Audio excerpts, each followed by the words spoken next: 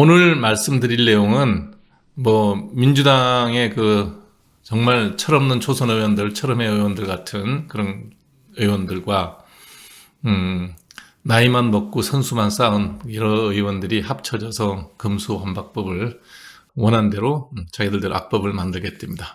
거기까지 법을 만드는 것까지는 자기들 권한이고요. 그 180석에 가까운 간도 쓸개도 없는 정의당 의원까지 합쳐서 180석에 대해서 필리버스터 중단시키고 투표를 하겠답니다. 네.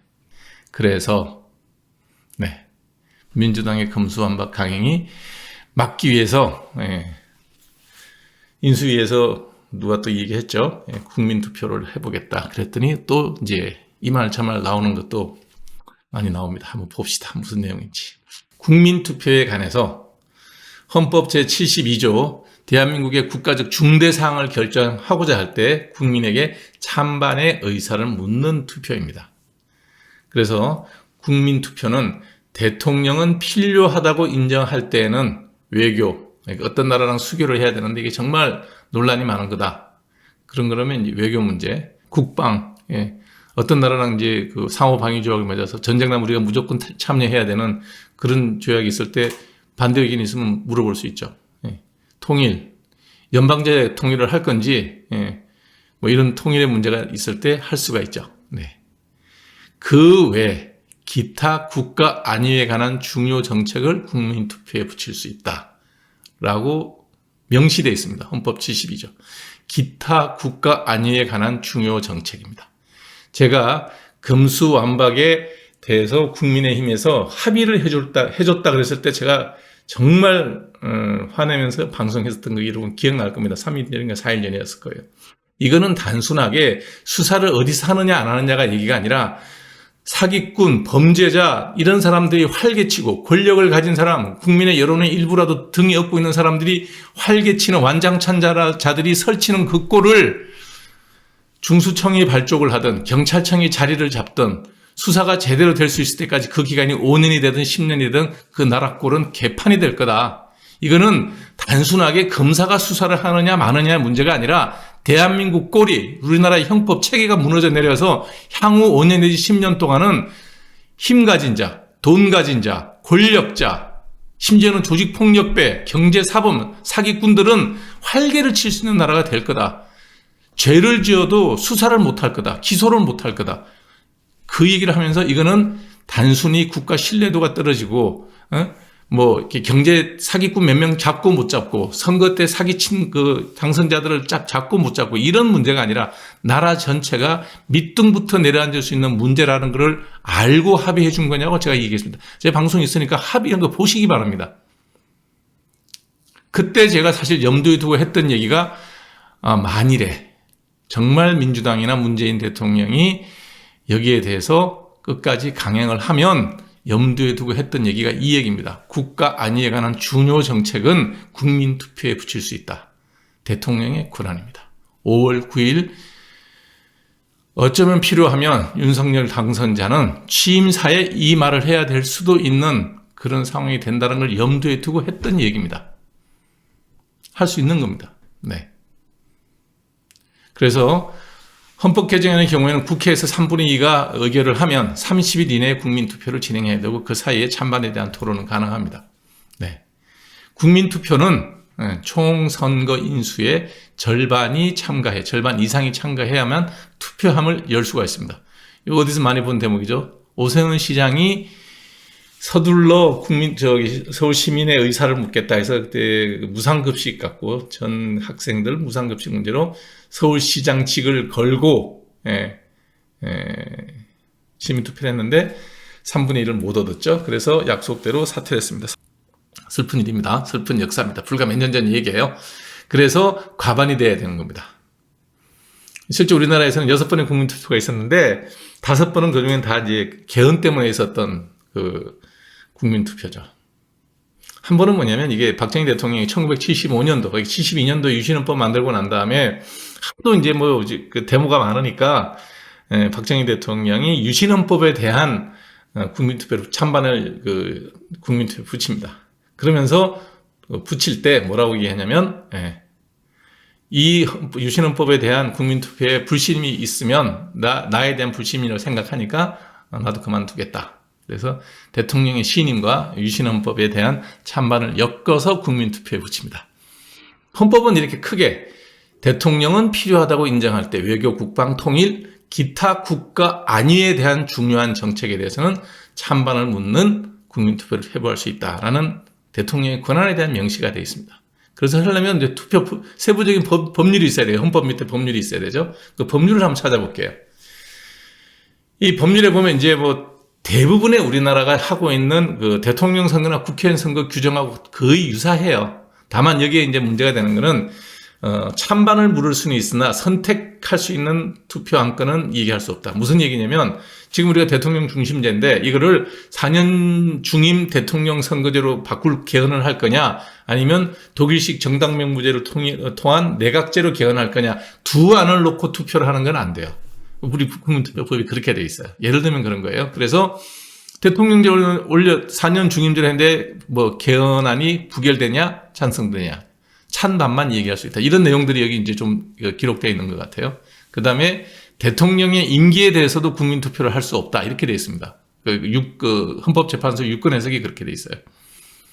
근데 이제 현재 이 국민투표를 하겠다 그랬더니, 선거관리위원회에서 이제 뭐라고 얘기를 했냐 그러면, 2014년도에서 헌법재판소에 헌법소원을 제기한 사람이 있는데, 현행 국민투표법 제14조 1항에 외국 국외 거류 중인 국민은 이 국민투표에 참여하려면 2주 전까지 귀국을 해서 주소지가 한국으로 들어와 있어야 된다라는 규정이 있어요.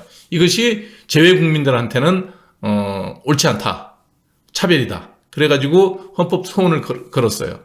헌법소원을 걸었는데 2014년 헌법소원에서 뭐라고 얘기했냐, 헌법재판소 판결이 뭐냐면 이 조항은 재외 국민에 대한 차별이다. 그래서 헌법 불합치라는 결정을 내리면서 그래도 법안을 바꿔라. 1년 반인가 2014년 6월인가 그래요. 그래서 1년 반인가 유예 기간을 주면서 국회에다가 법안을 2015년 12월 31일까지 이 헌법 불합치된 내용을 합치할 수 있게끔 국민투표법을 바꿔라라고 얘기하고 유예를 시켰어요. 근데 우리나라의 게으른 국회의원들, 이거 뭐 국민투표 뭐 있을 것 같지도 않고, 그잖아요. 뭐 헌법 개헌할 것 같지도 않고, 급한 게 하나도 없는 거야. 내 밥그릇만 챙기는 거예요. 내 밥그릇만. 내가 검찰의 수사를 받을 거냐 말 거냐, 국회의원 선거구를 어떻게 바꿀 거냐 말 거냐, 국회의원 선거법에서 전국구를 어떻게 배분할 거냐 말 거냐, 내 밥그릇, 내 돈, 내 표, 요거만 하는 데는 열심히 하다 보니까 2015년 12월 31일까지 법률을 바꾸지 않아서 우리나라 국민투표법이 누더기가 돼 있어요. 그래서 2016년 1월 1일부터 법률이 정지되어 있는 상태예요. 정지. 무효화는 아니에요. 지금이라도 국민투표법을 헌법재판소에서 지시한 대로, 판정한 대로 재외 국민들한테도 투표권을 줄 수 있는 법률을 개정만 하면 됩니다. 간단합니다. 한 줄만 고치면 돼요. 아까 얘기했던 14조 1항 재외 거류 국민들이 2주 전까지 귀국해서 들어와야 된다. 이것만 없애버리면 되고, 뭐 전국적인 대통령 선거나 국회의원 선거에 준한 투표권을 주겠다라고 한 줄만 바꾸면 돼요.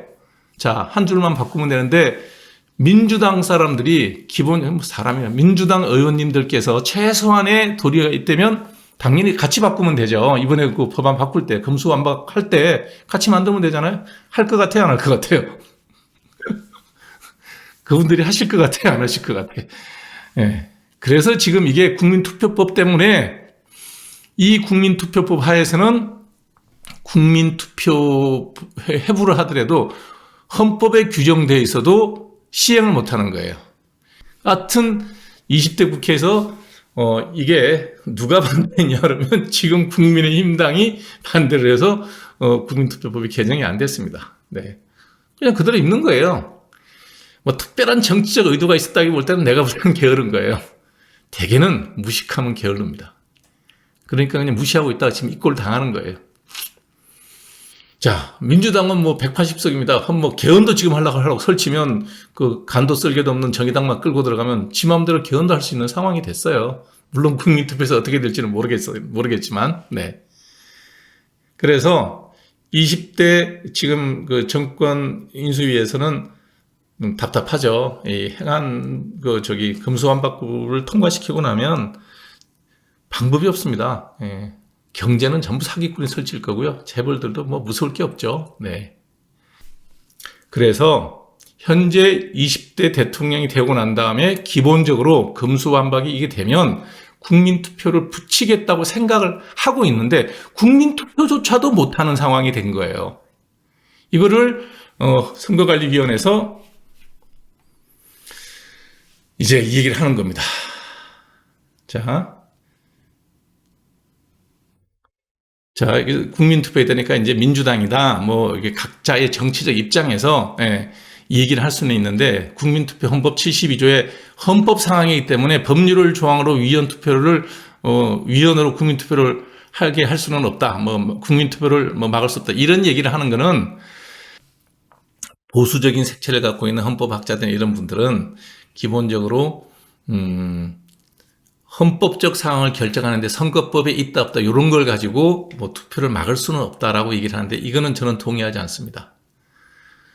하위 법률에 지금 제가 병력법 얘기했잖아요. 병력법이 헌법에 따라서는 헌법에 어긋나잖아요. 대한민국 국민이라고 그랬지 대한민국 남자 국민이라고 얘기하지 않았지 않냐고요. 예. 그렇지만 여러 가지 현실적으로 병력에 대해서 이렇게 하고 있는 거에서 양해하고 있을 뿐이잖아요. 그리고 법률에 규정되어 있는 것이 명백하게 위헌 판결을 받지 않았다면, 근데 지금 헌법재판소에서 선거법 14조 1항이 위헌 상태니까 선거를 하는 것이 어렵다. 그리고 선거관리위원회에서 그 얘기를 얘기한 거예요. 그러니까 논리적으로 틀리지는 않았잖아요. 논리적으로. 예. 그럼 국민투표법을 바꿔주면 되는데 바꿀 것 같지도 않아요. 네. 그래서 국민투표를 붙였을 때 국민투표 결과는 법정 구속력이 없다라고 얘기하는 건 이건 망발입니다. 망발. 국민투표로 결정이 되면 그거는 헌법에 준해서 투표된 거기 때문에 강력한 구속력이 있죠. 네. 그래서 현재 국민투표를 현행 위헌 헌법 불합치 판결을 받은 조항을 가지고 국민투표를 강행하는 건 어렵다고 선거관리위원회에서 이 얘기가 한 거는 선거관리위원회 이 얘기는 공무원적으로 원리원칙적인 얘기로 틀린 얘기는 아니다. 그래서 법을 바꾸는 게 원칙인데 이게 법을 바꿀 사람들이 바꿔줄 내리가 절대 없고 이렇게 시끄럽기만 할 거다. 예, 라고 제가 생각을 합니다. 네, 구속력이 있어요. 법적 구속력이 없을 수는 모르겠는데 이거는 헌법적으로 구속력이 있기 때문에 국민투표에서 틀렸다 그러면 틀린 거예요. 네. 자, 뭐 이런 논란들이 있습니다. 선거관리위원회 발언 때문에 더 이제 논란이 됐죠. 그러면 국민투표가 가능할까? 뭐 한다면 법만 바꾸면 돼요. 민주당에서 바꾸면 됩니다. 근데 민주당이 하겠냐고요? 안 하죠. 예. 그래서 안 할 거라고 봅니다. 그런데 민주당에서 재밌는 얘기를 했어요. 국민투표를 원한다면 오세훈 시장과 같이 대통령직을 걸어라 라고 이 얘기를 했습니다. 예. 제가 이 얘기 듣는 순간에 드디어 올바른 얘기를 했구나. 제 얘기입니다. 내가 만일에 윤석열 당선자의 입장에 있다면 이 말 그대로 제가 할 겁니다. 이 법안과 나의 대통령직을 걸고 국민투표를 시행할 겁니다. 그럼 민주당 반대 안 할 거 아닙니까? 실제로 여러분 보세요. 아직 취임도 안 한 대통령을 두고 탄핵을 얘기하는 사람들입니다. 그리고 이 사람들이 2년을 앞으로 더 국회에 있을 겁니다. 지방선거에서 압승을 한들 2년 동안은 이런 민주당 국회의원들을 상대로 협치는 내가 볼 때 애시당초 불가능한 얘기라는 생각이 듭니다. 그러면 이럴 때 하는 게 뭡니까? 이럴 때 해야 될 게 승부수를 던지는 거죠. 민주당의 내가 알기로는 민주당 원내 당대표가 한 얘기일 거예요. 네. 그러면 나는 대통령 취임사에서 이 얘기를 나는 받아서 그대로 할 겁니다. 내가 대통령이라면. 네. 금수완박은 법도 아니다. 나라를 망가뜨리기 위한 정부 전복을 밑바탕에 둔 사람들이 아니면 대한민국 정부가 붕괴되기를 바라는 사람들이 만들 수 있는 법입니다. 어찌됐든 그런 사람이 180석을 가지고 있습니다. 그런 사람들하고 싸울 수 있는 방법이 군 대통령이라면 군대를 동원할 수도 있겠죠. 그러나 그게 일반 시민들한테는 절대로 먹히지 않습니다. 그러면 당선자 입장에서 할 수 있는 건 취임사에서 바로 얘기할 수 있는 건 딱 한 가지입니다. 좋다. 금수완박의 법을 만들어놨고 퇴임하는 훌륭한 대통령이 추인을 해서 승인을 해서 정부에서 통과시켜서 법률 공포까지 된 상황에 내가 5월 9일 취임한다. 그러면 이 법 갖고는 나라가 망한다. 고로 내 대통령직을 걸고 금수완박에 대한 국민투표를 할 테니 국민투표법 빨리 바꿔라.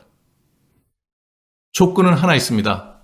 대통령 직을 걸 테니 21대 2년 남아있는 이 정말 썩을 대로 썩고 부패할 대로 부패하고 나라의 생각은 요만큼도 하지 않는 이런 국회의원들도 같이 직을 걸자는 거죠. 그러면 공정하다고 여러분 생각하지 않으십니까?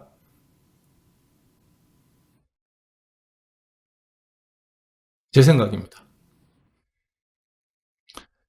여러분, 윤석열 당선자가 취임한 이후에 하게 되는 선거입니다. 선관위 선거에서 꼼수 안 씁니다. 못 씁니다. 이 제안이 문재인 정부라면 저도 문재인 정부에서 하는 그런 제안이라면 안 합니다.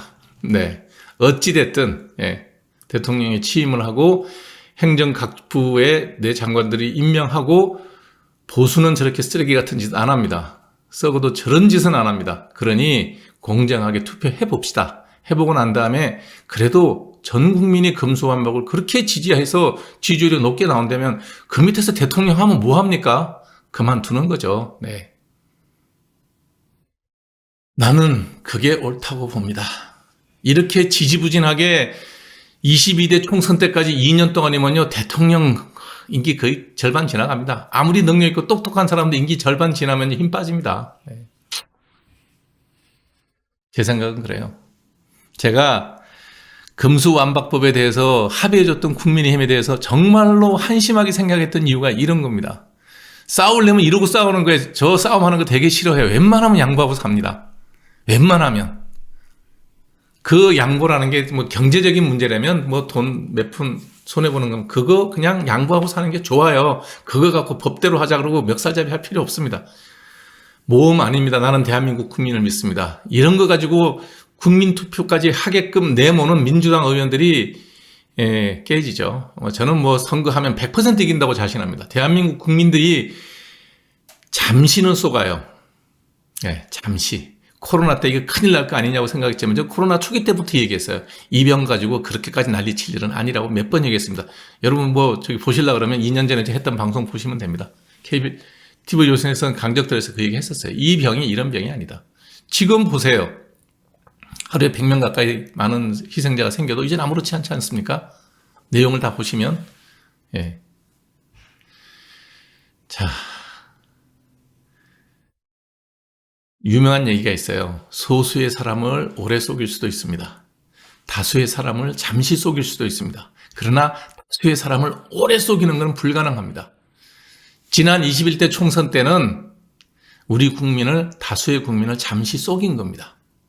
고로 180석 찍었던 사람이 그 당시에 민이라고는 맞지만 잠시 속은 겁니다.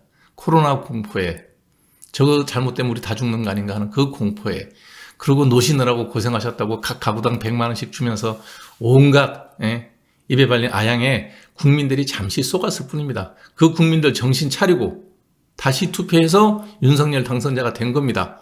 뭐가 그렇게 비겁하게 뭐 이런저런 소리 할 거 뭐가 있습니까? 이번 기회에 21대 자녀 임기하고 대통령 5년직을 같이 걸고, 왜냐하면 이거는 의회에 지금 180석 있는 사람들도 걸어야 되는 이유가 뭐냐면 이런 국민투표를 하게 되는 근본적인 이유가 이런 썩어 빠진 법을 만드니까 이런 국민투표를 하잖아요. 그러니 자기들도 직을 걸으라고. 내 말이 틀렸나요? 이게 맞잖아요. 이 국민들한테 불편하게 하고 있는 이 정말 말도 안 되는 행태에 대해서 같이 걸으라고. 그러면 안 할 거예요. 저 사람들이요, 돈하고 표밖에 몰라요. 내가 이 얘기 하잖아요. 민족, 국가, 민주 이런 얘기 못 알아들어요. 돈, 표. 단음절 외에는 못 알아듣는 인간들입니다. 그러지 않으면 이런 법을 만들겠습니까?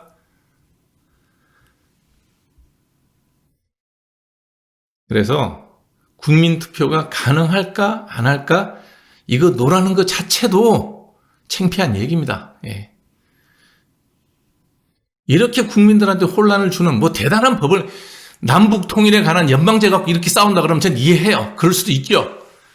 잘 돌아가는 사법 형사 시스템에 뭘 쓸데없이 내 목숨 구하려고 그러고 정말로 뭐 전 국민의 절반 이상이 검수완박을 좋아하면 깔끔하게 받아들이면 되지 뭘 그렇게 어렵게 생각해요. 안 하면 될 거 아닙니까? 너네들 뜻대로 그러면 저기 썩어 짓문드러진 나라에 살아보자고요. 그럼 한번. 그 용기도 없이 맨날 비굴하게 그냥 꼬리 내릴 거예요. 우리는 110석밖에 없으니까 하자대로 합의해 줄 수밖에 없다. 이만큼 얻어왔다.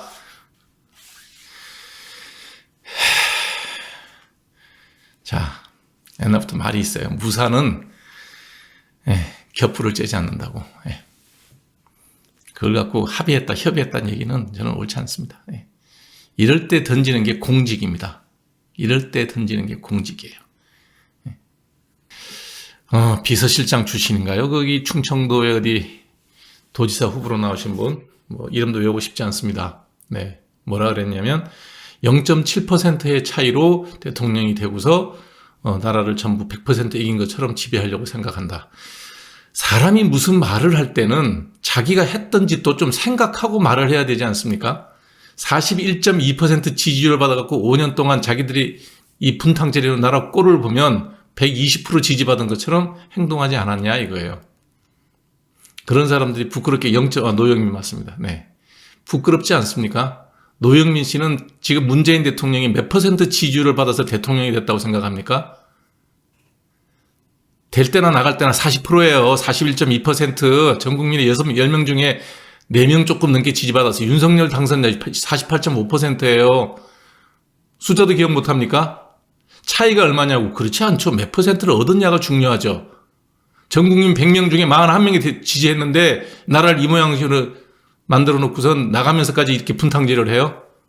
사람이 떠날 때 뒷모습이 아름다우면 어지간하면 다 용서하고 이해하고 그러자는 게 우리나라 사람들의 기본 심성이에요. 나가면서 이 지랄하고 나가야 되겠어요? 이게 지랄이지? 어지간하면 저도 방송하면서 막말은 안 하려고 그러는 사람이에요.